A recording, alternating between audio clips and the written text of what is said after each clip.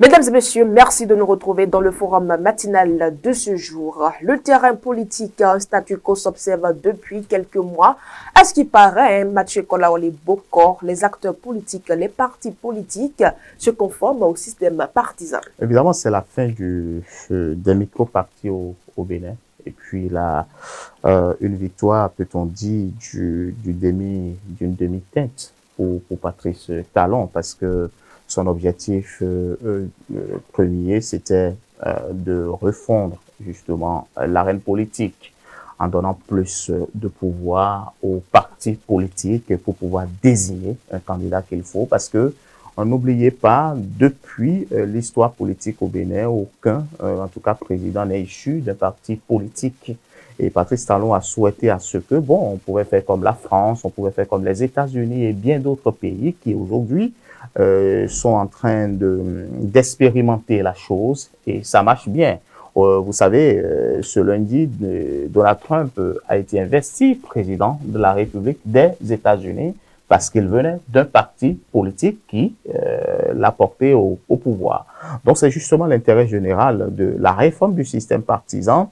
Et puis, donc, d'ailleurs, tout le monde salue justement les avantages. Mais est-ce que le système partisan aujourd'hui pourrait nous permettre à réduire complètement les partis politiques, en tout cas les trois que nous connaissons, dans le silence total, qui dirigent les partis politiques?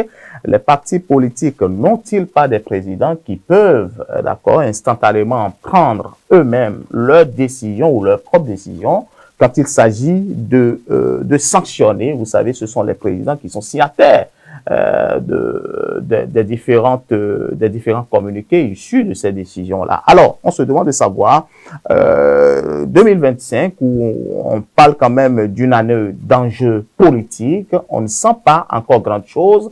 Tout est encore calme. On ne sent rien. Et puis, à moins que ça soit le début de l'année où Adambi a été sorti de son parti politique, sorti du gouvernement, bon, pas sorti, sanctionné par son parti politique, et puis après, sorti du gouvernement, nous avons entendu le tollé qu'a créé le TOFA 2025, et puis la suscitation du troisième mandat ou non du chef de l'État. En tout cas, c'est justement l'actualité politique à laquelle les journalistes font face depuis un certain moment. Bon, est-ce que véritablement ça bouge dans les partis politiques? Que font-ils les états-majors? Quels sont les préparatifs au sein des états-majors? Quelles dispositions prennent les partis politiques? On n'a pas encore ces réponses-là. On se demande de savoir si justement la réforme partisane va nous permettre encore d'être encore jusqu'à ce niveau-là. C'est vrai que la réforme dit il faut connaître le candidat, d'accord, qui va aux élections présidentielles 6 mois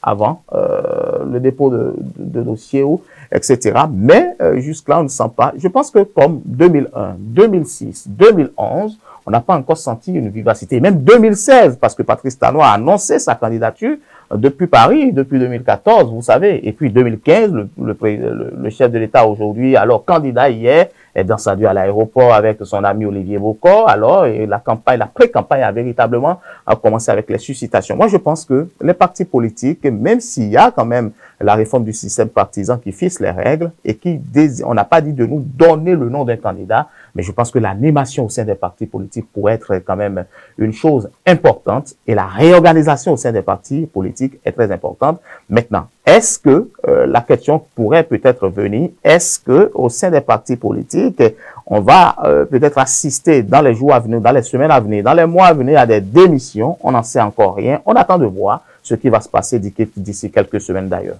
Là, est-ce qu'on peut dire que les partis politiques sont d'accord pour le système partisan, ou bien c'est juste une contrainte? Non, les partis politiques sont partagés entre acquiescement et contrainte. Parce que une chose est d'acquiescer, mais cela ne veut pas dire que vous êtes d'accord. D'accord? On peut dire d'accord, j'ai compris, et ne pas être totalement d'accord. Vous savez, il y a des appétits qui naissent au sein des militants, il faut le dire.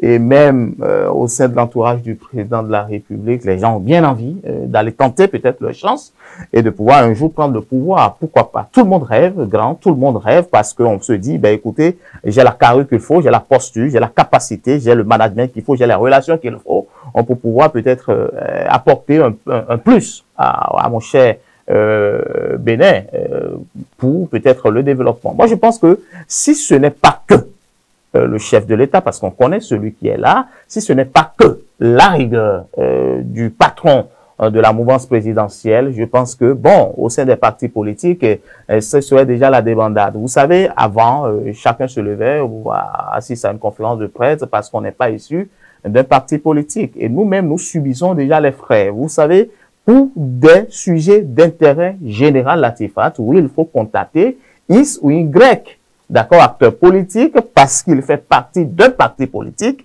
C'est difficile pour l'acteur, même si l'acteur a bien envie de nous donner peut-être ses impressions ou ses analyses sur le sujet. C'est compliqué parce que l'acteur se dit, soit je donne, on va peut-être me mettre toujours dans la posture de ma couleur politique, ce qui pourrait me compromettre après, d'accord, soit à une sanction, soit à une sortie définitive de mon parti politique. Moi, je pense que il faut que on puisse revoir au sein des partis politiques et qu'on anime la vie politique aujourd'hui, on anime la politique, et ceux qui peuvent même mieux faire le jeu, ce sont les démocrates. On ne dit pas de nous donner le nom du candidat, d'accord, qui ira aux élections 2026, mais je pense que les partis politiques ont l'obligation d'animer, ont l'obligation de nous dire exactement où est-ce qu'ils en sont et qu'est-ce qu'il reste à faire.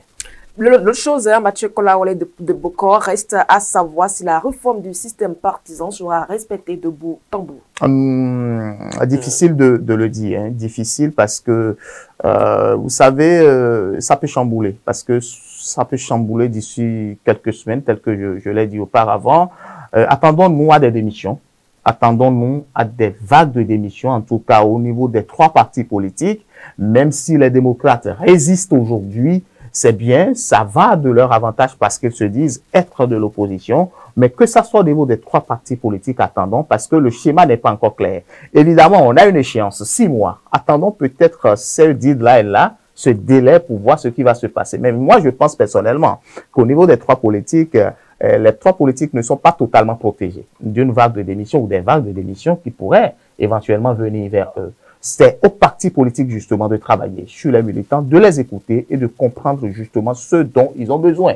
Au niveau des différents congrès que nous avons couverts, nous avons écouté beaucoup de choses, nous avons entendu beaucoup de choses. Par exemple, lorsque vous prenez le BR, je pense que la jeunesse du BR a adressé ses doléances au président du parti parce que les jeunes, par exemple, du Bloc républicain entendent eux aussi peut-être gouverner à partir de 2026. Ils réclament que les mairies, par exemple, soient totalement pour les communes. Donc, on se pose la question de savoir, est-ce qu'ils auront totalement, justement, ces différentes doléances-là? C'est la question. Au niveau de chaque jeunesse des partis politiques, vous savez, il y a toujours des remous parce qu'il y a d'autres qui se disent être lésés, contrairement à d'autres.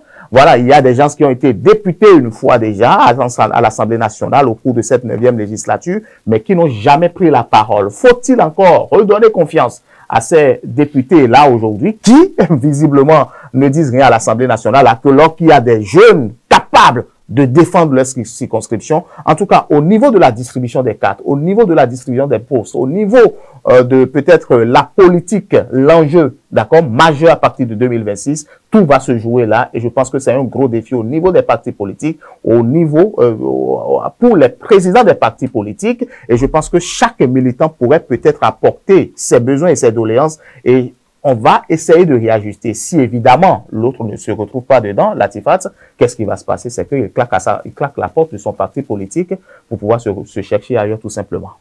Mathieu Kolaole Bokor, on se donne rendez-vous demain. Demain.